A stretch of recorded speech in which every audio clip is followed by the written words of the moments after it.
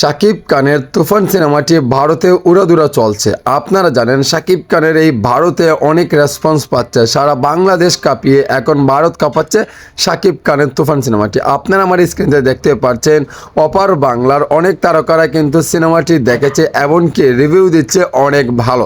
আপনারা দেখেন এই জুটিটা খুব পারফেক্ট একটি জুটি, এই জুটিটা পর্যন্ত প্রশংসা করছে। এমনকি আমাদের অপার বাংলার মিমি চক্রবর্তী বলার বাহিরে এমনকি প্রিয়তমার ইদিকা পল এবং অনেক ইত্যাদি ইত্যাদি তারকারা রয়েছে, তারা কিন্তু দেখে কিন্তু অনেক রেসপন্স দিচ্ছে, এমনকি অনেক ভালো প্রশংসা করছে শাকিব খানের এই তুফান সিনেমাটি।